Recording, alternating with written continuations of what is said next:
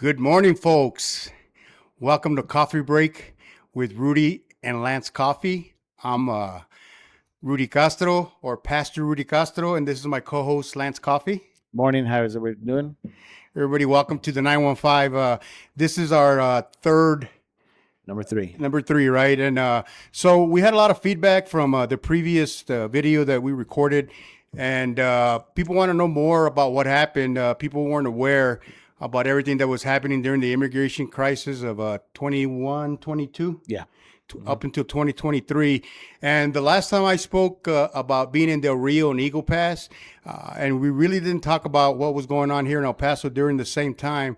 So we're going to touch more on that. Obviously, since this is a local YouTube channel, we want to make sure that the people here in El Paso are informed so you can know how to better take care of yourself, or you can stay informed as to everything that's going on in the world today. So with that, we definitely need that. Yeah. So with that, I want to talk to Lance about the experience that he had here in El Paso. He's got some interesting stories to tell. They were extremely busy, just like the rest of us. And, after we recorded, Lance shared with me that they actually got shot from the Mexican side right there by the Rio Grande. So that's what we're going to talk about today. So with that, Lance, if you want to tell us a little bit about what happened, or what was your assignment? How did you... I know you got orders. You said last time you got orders and you got activated for El Paso, correct? Correct. Okay, tell us, day to day, how it started. What was your position? Okay, my position was I was the logistics sergeant. Okay. And basically what we did is we provided most of the material. We would pick it up with trucks and trailers and stuff like that, take everything to the border. And I'm talking about the concertina wire, barbed wire as well, and some stands. I can't even think of the name right now, but there were the metal stands that we put in the ground to actually attach everything to. Oh, you're talking about the stakes, those green stakes? The green stakes. Yeah, there you go. And then we would also do chain link fence type, but in sections, like 10-foot long sections, and we'd attach those with couplings, and then reinforce with concertina wire, barbed wire sometimes, and then use like sandbags to put on the legs to kind of steady them. So it was pretty busy work. So what was that for? That was an extra barrier, so they wouldn't come through? Were you building a barrier so they wouldn't come to? Yeah, that was actually the first line of defense. Okay, because we built that literally on the edge of the Rio Grande Desert. By the water? Yeah. Well, okay. By the edge, by the edge of by the water. Yeah. So that was supposed to be the first initial barricade. Right. Now, of course, the concertina wire, the barbed wire, and all that stuff.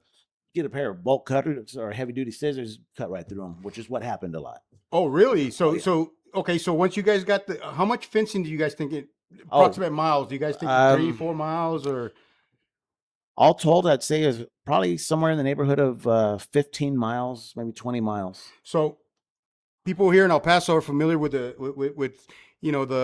Rio Grande and the wall that was put up, right? Yeah. So would you say from Isleta all the way to Santa Teresa or to Sunland Park, or was it further than that?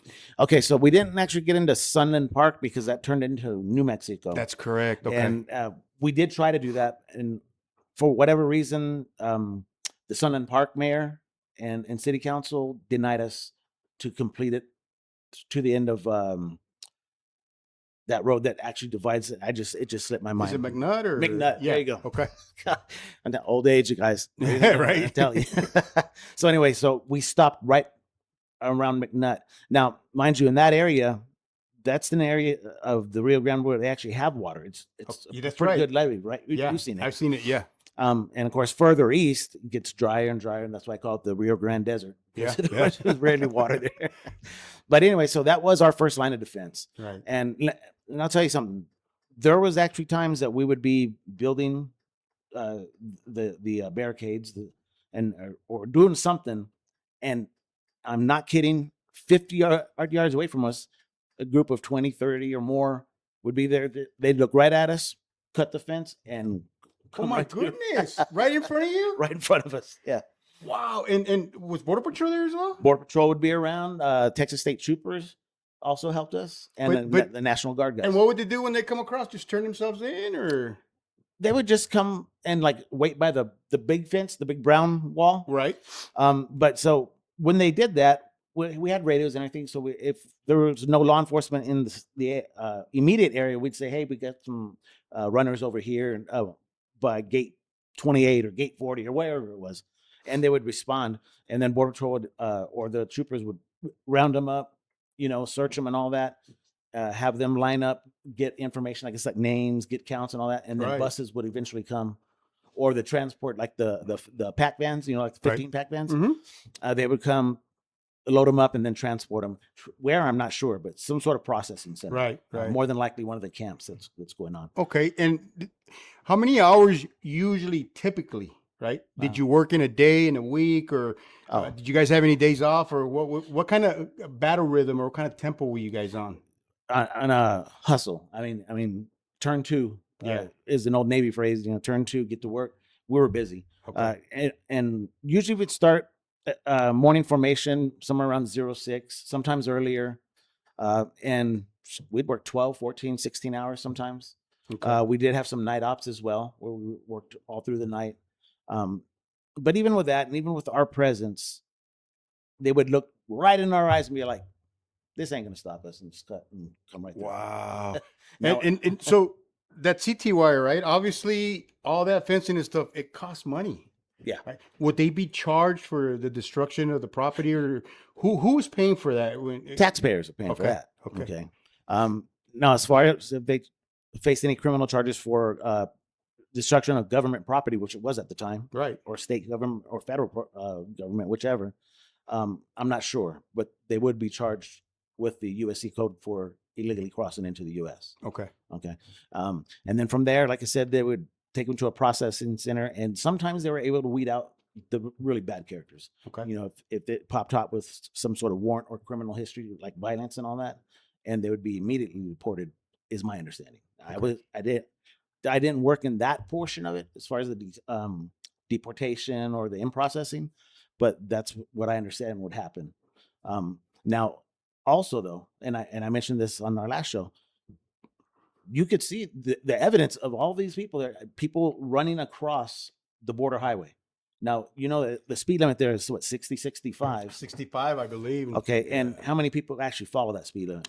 Not many, you know what I'm saying? Yeah. And they would risk their lives trying to cross that border, and that border was busy. I mean, it's always busy, yeah. So there were people who got hit. Oh my goodness. And evidence downtown, I'm telling you, it looked like it reminded me like a scene from some movie filmed in New York. You'd see all these people everywhere, walking everywhere, and you could tell who were the migrants by the way they were dressed. Right. Kind of, dingy clothes or whatever. But they were all over the place. Yeah. I mean, it was just, it was amazing. So let me ask you a question. You said, Border Patrol would pick them up, and then as far as they would take them somewhere and process them. So as far as right, just based on, they were somewhat vetted, would you say? I think that was the working theory. Okay. Vetting them. As far as, because we don't share a lot of law enforcement type or intel with Mexico, apparently. But if it was somebody who committed a crime here and was printed, that would pop up. Okay. But now I'm not sure what their vetting process actually is. I don't know if they have to go through the Mexican consulate or something like that. Or their country of origin. Of origin. Yeah. But there was a vetting process, to my understanding. Okay. Okay. Just exactly how extensive, though, I don't really know. Okay. Now, your crew, right? How many people were on your crew, more or less? So they varied, but usually each group had I'd say about 10 soldiers per unit or per platoon. Okay. And we would stagger as far as days on, days off. We did get some time off, a couple days here, a couple days there, but sometimes when it was really busy, that was no longer, right, yeah, of course. Right back in, right? So, and I know you told me a lot of times you would get off of work and you'd go home, and then they'd call you out like 3 or 4 hours later or something like that. Yeah, I had to go back because pick up a load or something happened down on the line, on the front line. So, correct me if I'm wrong. My understanding is that the majority of your job, right, was to mend after you guys placed the barrier. the majority of the job was just to fix the fence area that they cut through. Yeah, the breaches. We actually had breach platoons, so that was their whole job. They would drive up and down the border and find breaches, or when a border patrol agent would find a breach, or any of us, we say, "Hey, we got a breach over here, just east of Gate 42," or something like that, And we had like patching, chain link fence material or whatever needed, and the logistics team, my team, we would always try to make sure that we had stockpiles down there, so we're not constantly going back and forth. We try to leave an area like a bomb yard, Right. basically. And we had several bomb yards. Actually, we had one all the way east past the America's port of entry, Right. and then a little bit past that. And let me say something on that though. Now, about, I guess, if I had to guess, I'd say about a mile east of the Americas area, which is Gate 45. Okay. Okay, that's that port of entry. It turns into Tigua property. So that's a Native American. Native American property, yeah. For those that that are not from El Paso, here in El Paso, we have a Native American tribe, I guess you would call them, or nation. Yeah, and it's the Tigua Nation, and I think they've been here since like the 1600s. Oh wow, yeah. I didn't know that. I think that's when that Socorro mission was built, or the Isleta mission was built. Oh, okay. It's one of the oldest churches. I might be wrong with that, but it's been a minute. It's been a minute. Yeah. However, so on that, we were trying to get permission from, I guess, the chief of the tribe or whatever, but they denied us. Okay. So even with all that, the fencing and the barbed wire and concertina wire and all that, if they really wanted to, all they had to do is walk an extra mile and then just come right across. No problem. Yeah. Okay. So you guys didn't go all the way to Fort Hancock, No. Clint, Fabens. No. Did anybody take care of that area, or was it just patrols? I think it was mostly patrols. Okay. To my knowledge. Before I got out, the end of that operation, there were talks about getting together with the Tigua Nation and all that, so we could expand further east. Okay. I don't know if that was ever came to fruition or not, because I was gone before that, but I know that they were trying to plan on it. Right. Because I remember seeing the order requisitions, and it was for miles worth of the chain link fence and concertina wire. And now, were they getting that area, right? With the Tigua Nation, was there a lot of immigrants coming through that area? Yeah. Oh yeah. So it also affected our Native American nation. You know what I mean? So it just didn't affect just the local people that are from here. It also affected another nation, which is the Tigua Nation. You know what I mean? Absolutely. Yes. So these crises were felt by everybody in the local community in El Paso. So wow. Okay. So that's basically what we did. Now, throughout this process, the chain link fence had to be supported somehow, right? Okay. And it was just the chain link fence, and then they would send us little footers that you would put the openings at the bottom of the fence, set them on there to kind of balance them out. Okay, but here's the thing: it didn't take much to push it over. So we were constantly trying to engineer and develop different structures and different types of barricade holders or whatever, how you want to call it. We came up with one called an A-frame, using the green stakes and actually having them welded together like in a triangle shape. And then the bottom part would be the leg, and it would be extended, and then place sandbags on those. Oh yeah. And it was a lot harder, but still they just had to cut. Yeah. Okay. So now you mentioned Border Patrol earlier. What was their I guess demeanor? I don't want to say attitude, but how did they appear to be? Did they appear to be like stressed, or were they overwhelmed, or what was? Because we have friends. Both of us have friends that are in Border Patrol. I think your brother was at one time, or he still is. He still is. So people don't understand. Yeah, right now in the news with ICE and everything, they get a bad name and stuff like that.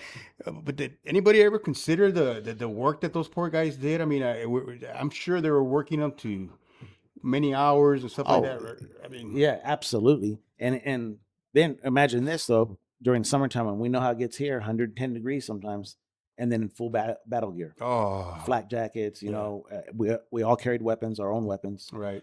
Stuff like that. So you're out there working in the heat, And we would implement heat casualty protocol. Okay, You good. know, for breaks every so often or whatever. But it was very frustrating.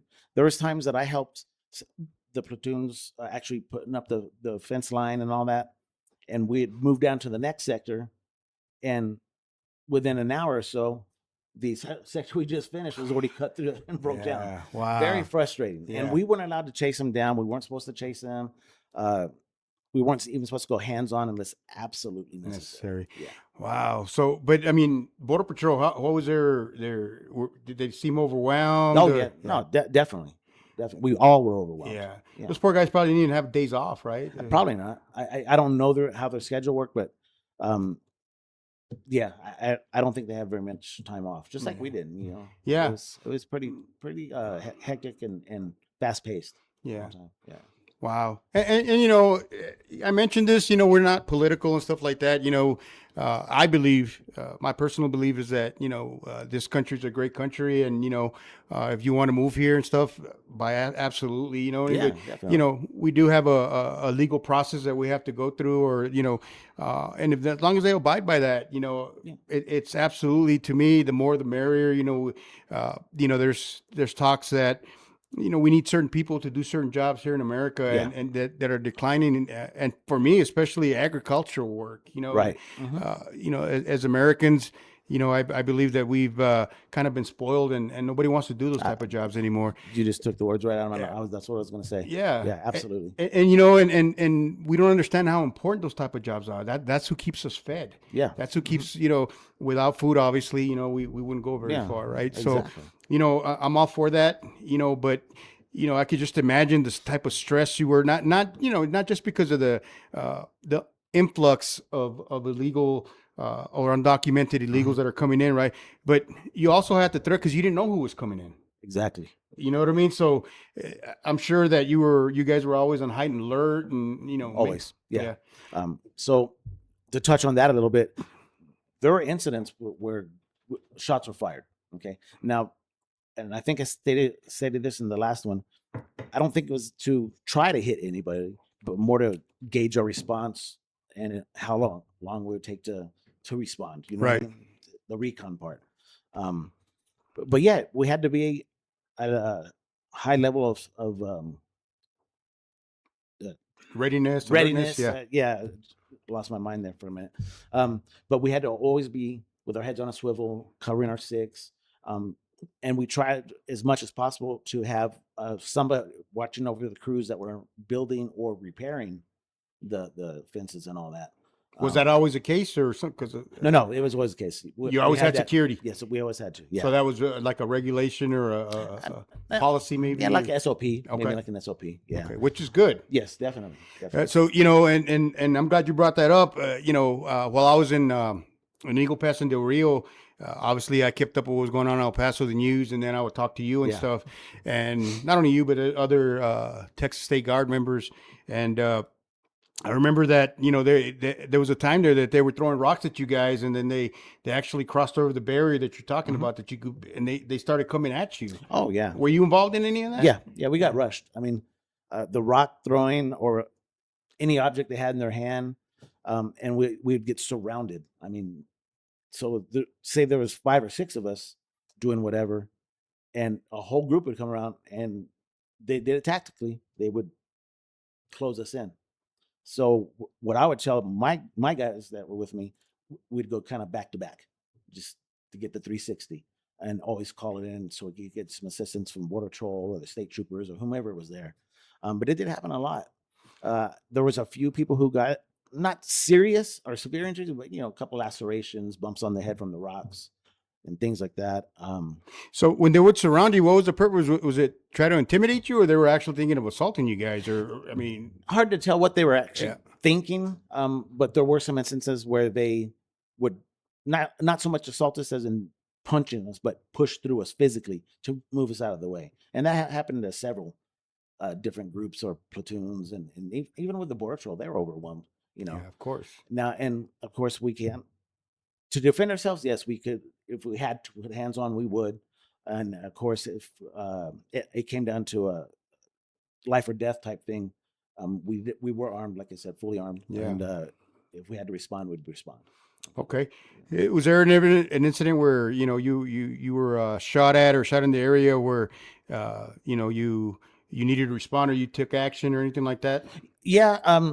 So one particular that I can remember is in the evening time. It was already dark, and I was out with one of my other sergeants and a few other privates and specialists and all that. And there was some National Guard guys around too. Okay. And we heard a series of shots, and they were close. Okay, they were pretty close. So the sergeant that I was working with is a prior vet as well, and it was kind of funny because these younger guys, most of them did the smart thing, and they jumped down to the ground and took cover. Yeah. And myself and that sergeant that I'm speaking of, we drew our weapons and ran towards where it sounded like they were coming from, ready to engage. Was it towards the mic side that you guys were towards the mic side. Yeah. And on my way there, I was thinking to myself, oh, wait a minute, come on now, take cover. Yeah. I don't want to get shot, and I don't even see who's doing it. Yeah. So, but yeah, people would scatter, and it's understandable. No, I understand. Yeah, and so the National Guard guys that you were did they also run towards the fire? Some did at some point on other incidents, but the one I'm talking about, just myself and the other sergeant, everybody else took off and then hit the deck. So they took cover? They took cover pretty quick. Which to me is probably the smart thing to do. Absolutely. You know what I mean? Not that we're, minimizing their efforts or anything like that, but I guess the way they trained us back in the day was run towards the fire instead of away from it, and that so it was just like muscle memory. Yeah. Do you think? Yeah, I think that's what it was. Yeah, it was. Wow. It was just an instant reaction on my part. Yeah. I didn't even think about it. The next thing I know, my weapon's in my hand and I'm running towards the fire. Wow.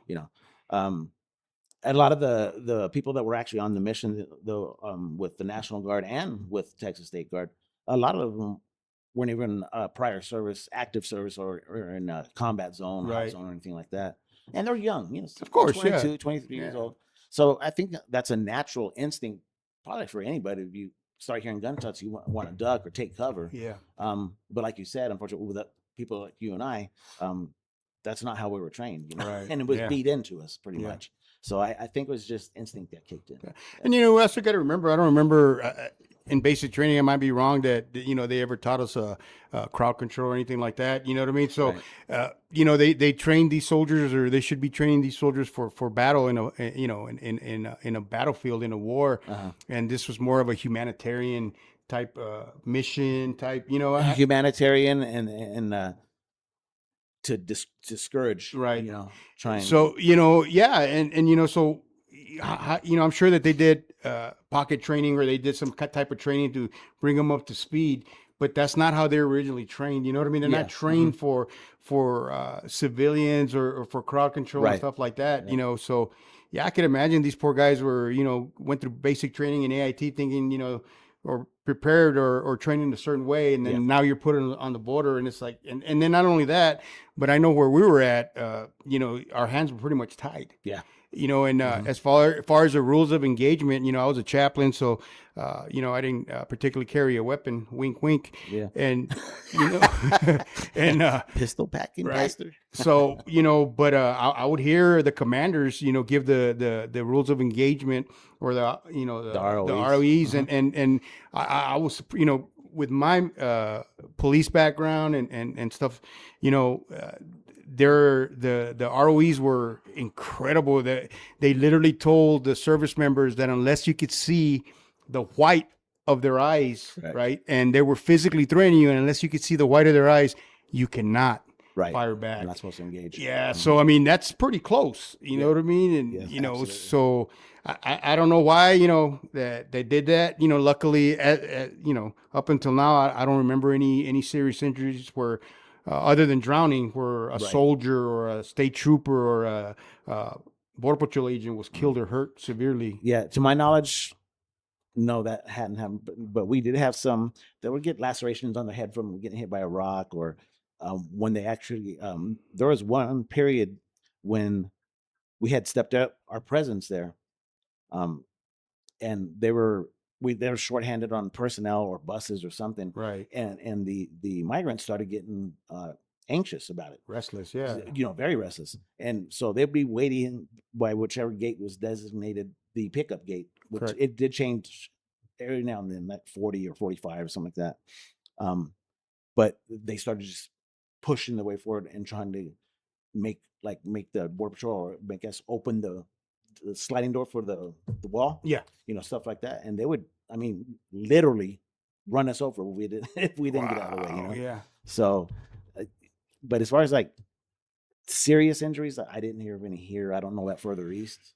I don't recall any of the time, or them reporting it or anything like that, So yeah, I could imagine how, how frustrating it might have been for the Border Patrol agents, for you guys, for, down here.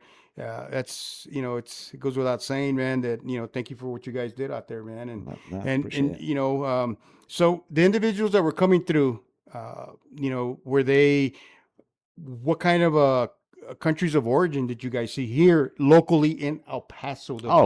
From all over. So of course, all the Latin countries, Venezuela, Honduras, Cuba, Guatemala, but we had Haitians, okay, Middle Easterners. As far as which actual Middle Eastern country, I'm not sure. Okay. Because I didn't interview them or anything like that. Right. We had Europeaners.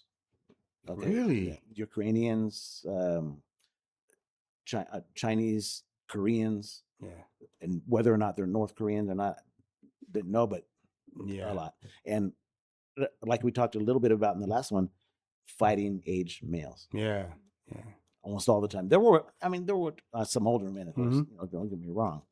There's a whole age was there, from little, even toddlers, with their moms to probably 80-year-old men and women. But I think the majority, at least is my recollection and all that, is they were fighting age males and females too. Oh yeah, and that's not unheard of. Not at all. So not at all. But yeah, I mean, I was surprised because at first, and I think that's a misconception here, guys. Everyone thinks is that in El Paso, it's just the Mexicans. No, these are people that travel thousands of miles from all over to get through the border here.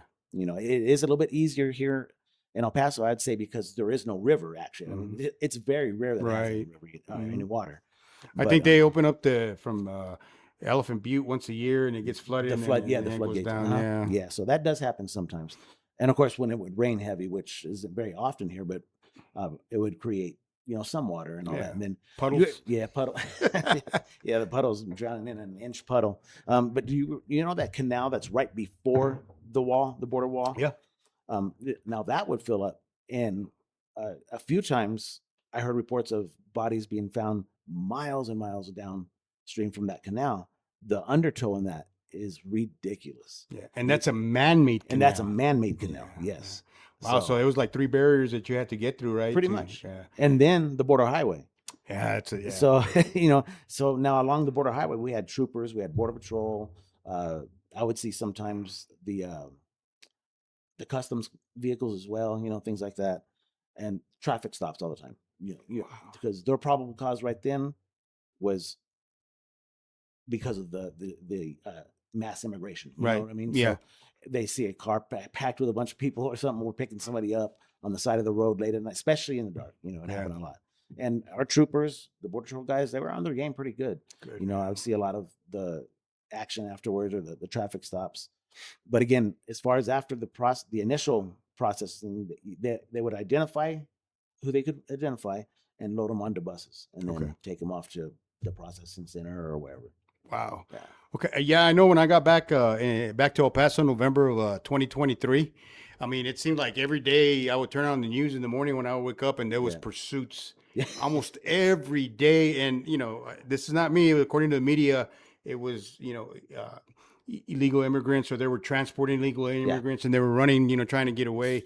And that actually came into the city on the west side, and I was just going to talk about that. Serious pursuits where people could have gotten hurt, and again, it's not to take from the immigrants or the immigration crisis, or to try to judge them or anything like that. Right. You know what I mean? But it was just during those times was really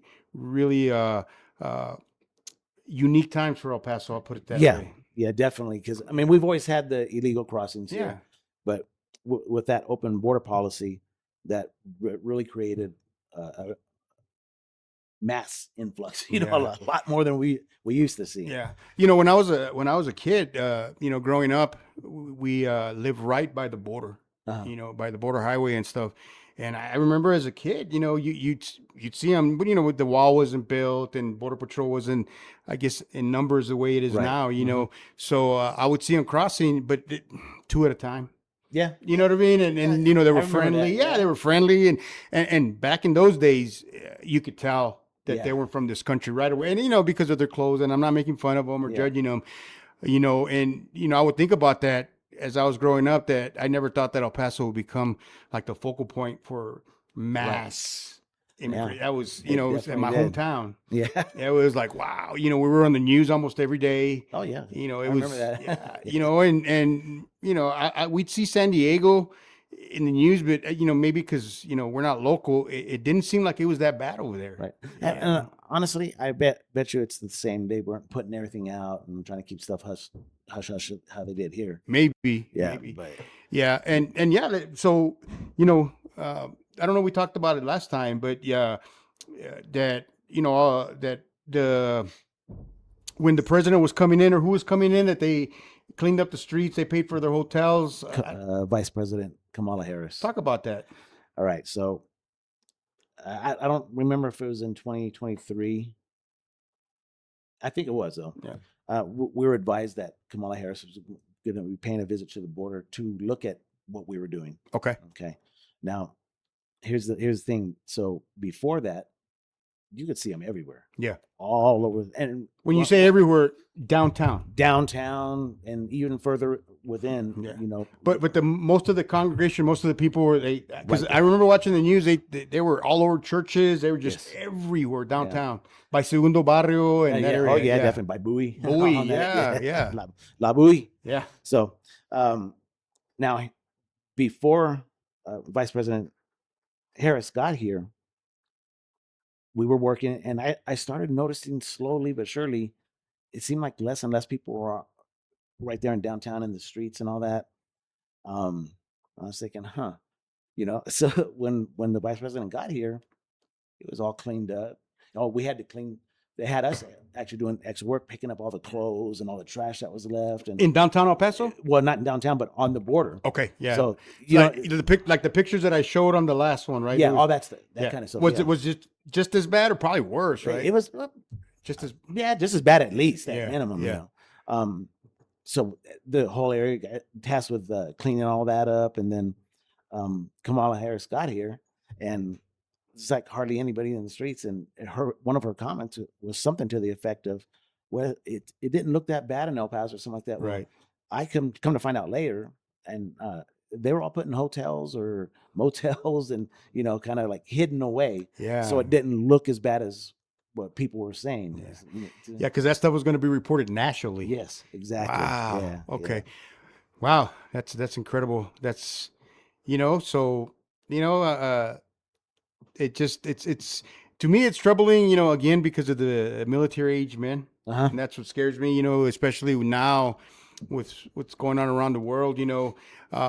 What I do understand is and it makes sense, when I talk to some of my border patrol buddies and customs and stuff like that, usually when they cross over, they don't stay too long in this area. No, you know what I mean? Because usually not. we're right by the border, so they want to get us far away. So generally speaking, in El Paso, as far as I know, or unless they're hiding the statistics from us, I know back then there was a lot of calls for service for police, ambulance, and stuff like that, right? Yeah, definitely. But it doesn't seem like we're at that same tempo anymore. It just, No.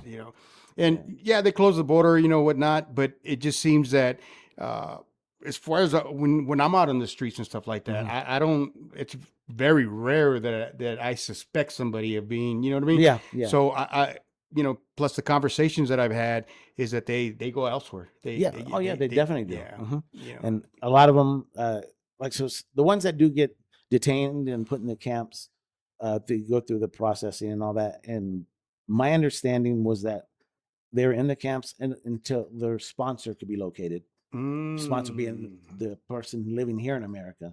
And when they would get loaded on the buses from the camp to get taken to the airport or a bus station or whatever, Right. Chicago, Kansas, Illinois. You know, I mean, Yeah. like you hear different states, Mhm. and then they would be going there to family or whoever's going to sponsor them. Yeah. So yeah, I mean, and think about it. I mean, why stay right near where Mhm. you just escaped from? You Yeah. want to get as far away as you can, you know. Oh yeah. So I think that's what happens a lot. There's still some here. Oh, I'm sorry, I digress. There was a bust here in El Paso. Uh, I believe it was in Socorro. No, on Myrtle, off of Myrtle. Okay. They found a stash house That's downtown El with Paso. yeah, downtown El Paso with I don't remember the number, but quite a few of the migrants were there, and they touched on it a little bit, but I don't recall hearing if any arrests were made. But it was a vacant home, not only vacant but boarded up, like condemned homes. Yeah. You know, in that area, how they Mhm. have quite a few, and there was a bunch of them found there. Yeah. And then just where was it? Oh, I just drew a blank. It's in California, and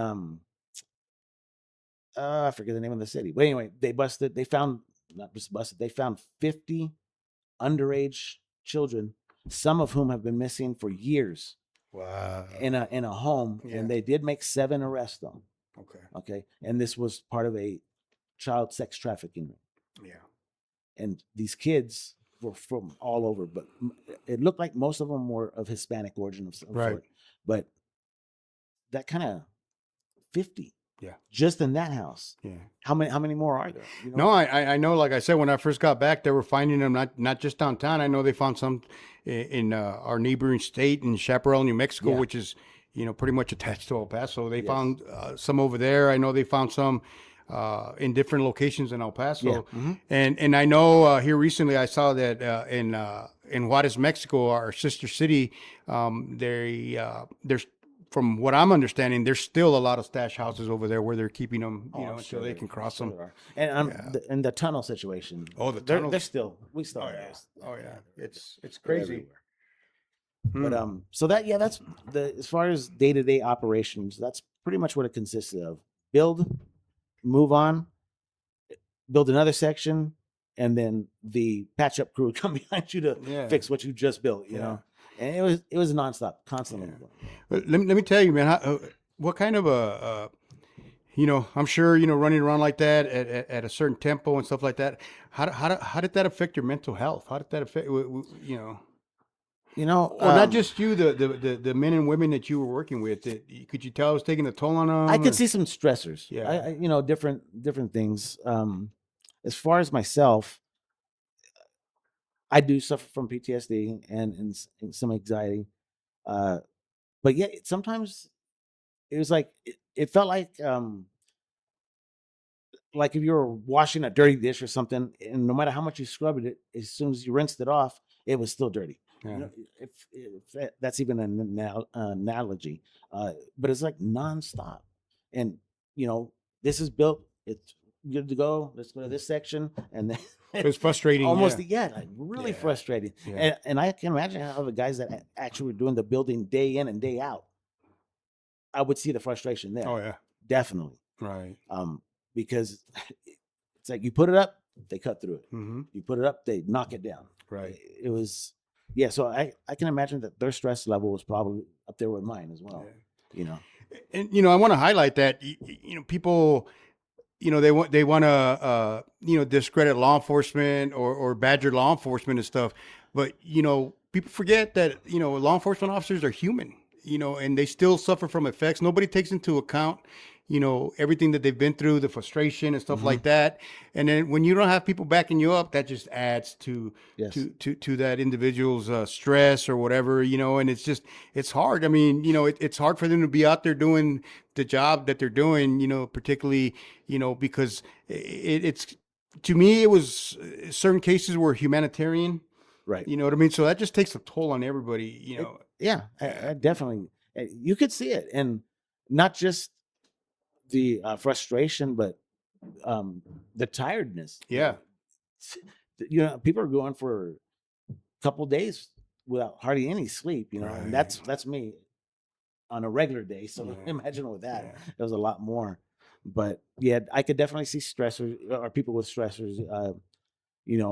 Fighting amongst ourselves out of frustration. Got you. You know what I mean? Yeah. You know, Infighting. Yeah, infighting. You know, be the sergeants.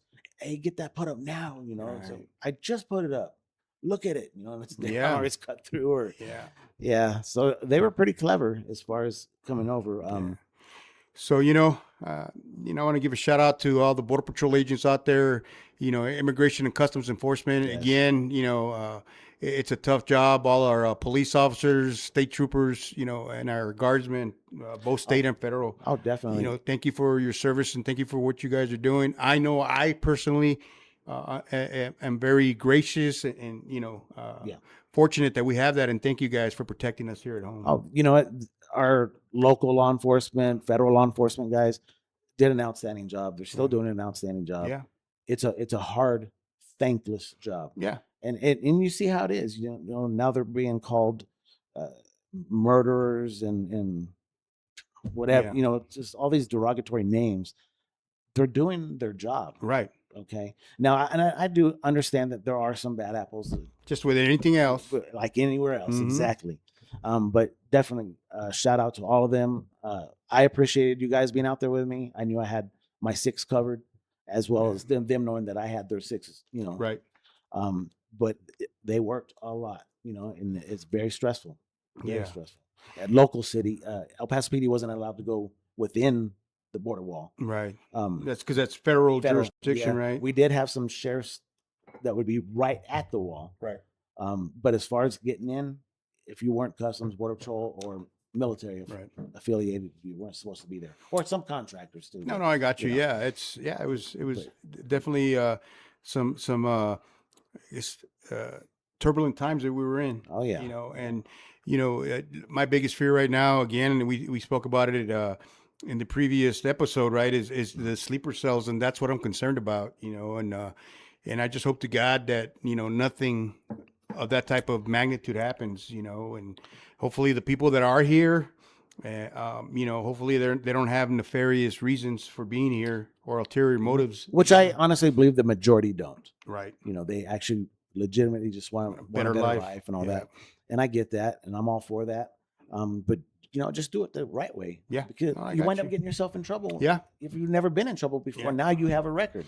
Yeah. And on top of that, I couldn't imagine, getting processed here in El Paso and then, like you said, going up north, right, to the border of, one of those cities of Canada and the United States, right? Yeah. Up there and, not showing up for your court hearing, whatever, just me personally, I couldn't live with that, knowing that at any minute I couldn't live comfortable. Right. No, you know what I mean? Constantly looking over your shoulder. Exactly. And, trying to find people that would pay you under the table, whatever, I just me personally, I don't think I would be able to stay somewhere in a different country with that type of fear or, Yeah, I agree. I don't think I could either. Yeah, it's difficult, but again, a lot of these people were very desperate. Yeah. So they were going to do what they had to do.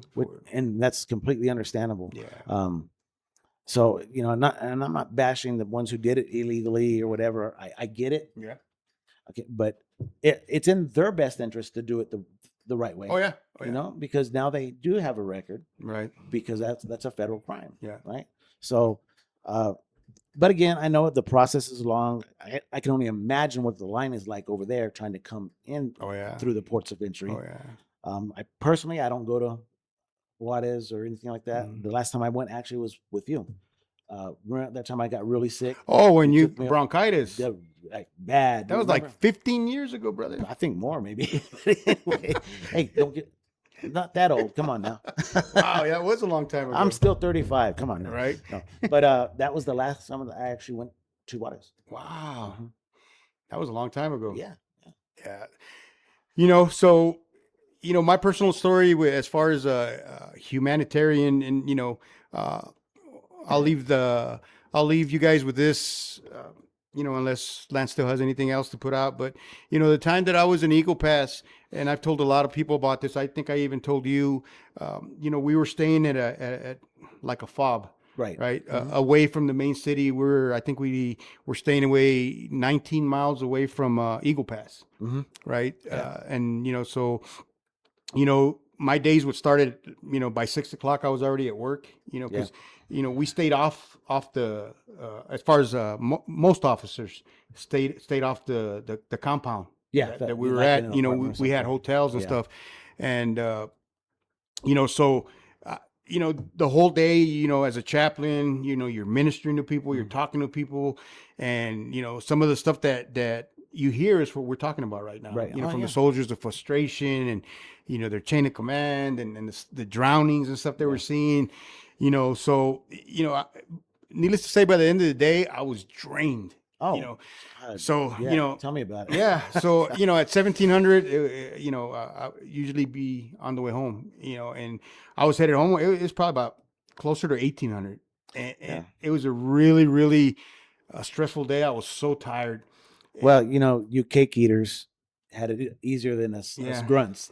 And for those of you that don't know, cake eaters are the officers. It's a little joke with us, but so there was no 1700 knockoff time usually. Well, you guys, it was a lot more usually, but we did have some days though. Of course, sometimes have a little bit of time, family time or whatever.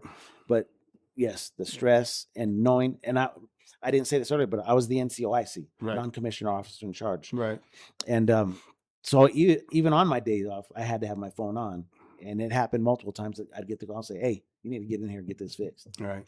And I would do it. Yeah, of course, yeah. So but where I was going with that is that that particular day that I'm talking about, I was headed back to the city. I was headed back into town, and police officers and law enforcement officers, were trained from from an early time to, unless you're a super cop, you know what I mean? Once we leave the station, we leave work, a lot of us drive around with blinders, so we don't see what's going on, right? So I was driving and I see this shadowy figure coming out of all the mesquite, because we were at that area. It's rural, right? It's a highway, and it's high desert. It's what does that mean? It's a little greener than El Paso. Yeah, a lot greener. And it's still same with shrubbery, mesquite, and so I saw him come on, and I was like, I just didn't see that, right? And I kept driving.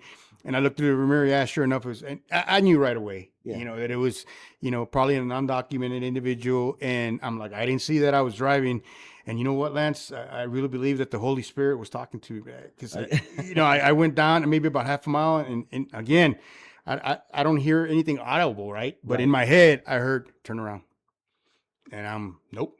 And I keep driving, man. I'm not lying. So you defied our Lord and Savior. Exactly. And, no. And then it got louder, but it's like, turn around. I'm like, no, I'm not turning. I'm tired. I just want to get home. It's been a long day. And it just seems like it got louder. Turn around now. It's just a weird feeling. I was like, God. So I turned around. I had probably traveled about 3 or 4 miles. Okay. So I turned around and went back, and I was like, where is he? Where is he? And, I just happened to look. By the time I found him, he was already on the ground, the grass area and stuff. You could barely see him. I was like, wow, So I know I was convinced that was the Holy Spirit, right? So when I talked to him, the young man told me he wasn't a young man. He was in, late 30s. Okay. And, his clothes was all matted, and his shoes, the bottom of his shoe, right? Holes in it. And I remember seeing that. Yes. And I was like, hey, are you okay? And he's like, no, his lips were completely white, chapped. Oh, man. And I was like, what's wrong? He's like, I can't walk anymore, right? And where he was sitting, I looked at his feet, and he had balls, bro, on his feet. Like blisters or cuts or something? Blisters, and I guess... to me, it looked like blisters on top of blisters. Wow. And he couldn't walk anymore. And I was like, God, I said, what happened? And he's like, well, we crossed over into Mexico, and the cartel kidnapped us. A whole group of us. He goes, and they held me for 9 months. He goes, and then they went ahead and released us when my family was able to get some money together, and they released us. And I made it up north, right, to the Eagle Pass Del Rio area. He goes, and they kidnapped me again. The cartel. Man. He goes, and, I was there for about 2 months, and, I had an opportunity, and I escaped. He goes, I've been running for about 3 days, and he goes, I'm finally here. And he's like, I'm glad I'm here, and I'm away from him. And I was like, wow, do you need medical attention? And he's like, yes, so I was like, all right. So, I called 911, right? And then the dispatcher, and again, I'm not trying to, make anybody look bad or anything. But the dispatcher that answered told me, okay, we'll send Border Patrol. I explained the situation, the need that this gentleman or this condition, medical. medical, and they're like, yeah, we'll send Border Patrol. I said, he doesn't need Border Patrol. He needs an ambulance. He needs medical treatment. I said, they can get him later or whatever. I said, he's a human. And real sarcastic, okay, we'll send Border Patrol. Hung up on me, man. Wow. So, I was going to call and make a, you know what? I'm just going to wait, man. Yeah. So I waited, and sure enough, about not even 10 minutes later, I heard sirens, and sure enough, it was an ambulance. Oh, good. Well, and I told that gentleman, I was like, hey, man, I said, when they ask you if you want to be transported, you say yes. You know what I mean? Because if they can just treat you, they're going to do that. I said, you are in bad shape. You're severely dehydrated. You can't walk anymore. Yeah. So, real good rapport with them. They put him in an ambulance, and I asked him if I could pray for him. So I prayed for him and stuff. And then my last question to that gentleman on Lance is like, sir, was it worth it? And you know what he told me, man? He's like, absolutely. He goes, I would do it again if I had to. Wow. He goes, I was getting paid the equivalent of $1 a day in my home country. He goes, and I have a lot of kids. He goes, we couldn't make it, man. He goes, so if that's a sacrifice that I had to make, I'll do it again. Oh, and that brought me back to reality. Yeah. And, I was like, wow. And, I often think about him, his name was, I remember his name, David. Okay. And I always think about him, and it's an easy name to remember because of King David in the Bible. Right. And, but I always wonder what happened to that gentleman. I mean, he didn't look, he didn't have any type of military mannerisms or anything like that. I mean, who knows? But I get you. Yeah, and that brought me back to reality, and it made me feel so bad that some of these people are so desperate, that they're willing to go through. I mean, this gentleman got kidnapped twice. That's crazy. By cartel. So I don't know if some of that abuse was from them. I didn't get too in debt, but it was pretty bad. That's crazy. Yeah. And again, I've said it before.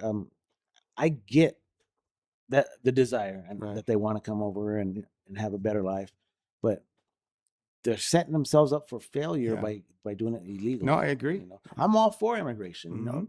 Go ahead, come on over, but do it the right way. And with that, maybe we should look at our immigration policies as far as helping them, because my understanding is it takes years and a lot of money. Yeah. Right. Oh, you have to have. So maybe if there was a different type of program that stays within the confines of immigration law, maybe they could make it a little bit easier, as well as better vetting process as well. Because we still have to be careful about that. Yeah. I'm for sure. I'm for sure. Our immigration laws, policies, whatnot, where they need to be revamped or modernized, renewed or something, to make it, like you said, more or make the process easier for them, to come in and not so difficult to where you have to wait years, And it's something, there's countries in the Middle East, one of them is Qatar, and their population, they're literally sitting on oil in the ocean, right? So their population, one good thing about that country is that most of the population is very wealthy. Right. Wow. So they allow people to come in, immigrants from different parts. There's Americans there too. Yeah. That work, they get paid well. Right. Oh, wow. And they can stay there as long as they can, as long as they want. Right. And but what they do is that once they reach the age of retirement, right, they have to go back to their country. You know what I mean? Okay. So, and some of these people that go back are in their 60s, 70s. They got to that country when they was 18. They don't get harassed. They don't get, they're there to work. They're there to help the country. Wow. And, so I don't know if that would be something, that. Well, I mean, that's probably something that I'm sure the lawmakers could discuss, but we need to keep in mind, everyone, the laws that we're enforcing right now are laws that have been on the books for over 100 years. Over 100 years, So, and not that I'm promoting Trump's action or this administration's action or saying anything about Biden's administration. The immigration laws are being followed. Yeah. We're just now enforcing them more. Right. You see what I'm saying? they weren't being enforced too much on the last administration. But with that, maybe they can come up with something like what you're talking about, or And I know we have work visas, but I think, probably got to be something more like that, yeah. And And I'm sure, actually, I bet you there is processes in there that would make it easier. We're just not implementing them, right. because we are a nation built on immigrants. Yeah, of course. So, Yeah. Yeah. And I agree with you 100%, but, hopefully, we got to stay in prayer and hopefully, things will change. Things will change. So, yeah, I definitely hope so. Hopefully for the better. Yeah. See, I was going to touch on something and it just slipped my mind. Folks, that's what happens when you're my age and have had as many head traumas as I've had. I'll forget what I'm doing or going to say. But anyway, other than anything, do you have anything else to add? No. I just wanted to touch bases with you, see how it was here in El Paso. I described a lot of, I guess, incidents that happened in the area that I was at, but I know you guys had it probably worse down here. It was pretty bad at times. Just add real quick. I'm still searching for those pictures. Okay. I think they're in my cloud. Okay. Which I don't really know what that means, but I have a friend who's going to help me to try to access my cloud, and I should have some pictures that'll show some of the areas. Okay. Not too much detail. Some of it's still confidential kind of stuff, but okay. Try and get those uploaded. On Yeah. this. I find them. I look forward to that. Hopefully by the next program and stuff. And again, if there's any particular topic you want to talk about, feel free to email us. Right. And you can we can be reached at Vaquero Fellowship at gmail.com or at Yeshua's Vaquero Ministries.org. Right. So or any questions. And again, in the future, we're hoping to get the setup and be able to take calls as we're on. Right. As we're filming. That's in the future, of course. Right. We still got to learn this thing. We're right. struggling a little bit, but or if anybody has any ideas of, if you have anything like what we can do to make this a little better, more enjoyable, or give us some feedback. If it's if it's going to be criticism, make it constructive, please. Absolutely, we accept all criticisms or ideas for future shows or what things we can change. Exactly. Now we're not dead set on this, but we had been talking about for our next show. Did you want to go ahead? I think we're going to cover the Minnesota shooting, right? Then the shooting of Purdy, and now this last shooting in Austin. Correct. I think we're going to go ahead and try and touch base on that and get some stuff together. And again, we're going to give a perspective as to how and why, as far as circumstances that may have led up to that. We don't know. We weren't there. Right. And what we see in the TikTok clips or whatever people post, remember, it doesn't show what led up to the confrontation 9 times out of 10. Right. So we're going to give a law enforcement and military perspective, ours, based on our experience. Right. And again, I want to reiterate this because after our second video, and I told you about this, I did have some people that were trying to call me a pedophile supporter and calling me a maggot, Trump supporter, stuff like that. And we've said this. We're not trying to push to the left or push to the right. We just want to give some facts out so that people know, have more awareness and understand what's actually going on around them based on our experience and the fact that we worked there. Right. Okay. Right. So please don't take this as we're trying to say, hey, we got to do this and all that. Go Trump or go Democrats or anything like that, because we're not. Right. Okay. As far as the politics and all that, for us, it has no place in this podcast. We're just going to state facts, our opinions on certain things, as far as maybe what could have been done different, all based on our experience and training. Right. Would you agree to that? Yeah, I agree with that. Yeah. And this is more for the, of course, anybody's welcome to listen to us from different parts of the country. Oh, but, absolutely. Our main objective was to educate the people of the 915, and keep them up to date, what's going on with our city, yes, in our region. So that's it. Yeah, absolutely. So with that, folks, until next time, God bless you all. Take care. Take care of each other. And watch your six. And we'll see you soon. God bless. God bless. Thank you, Lance. Thank you. God bless you.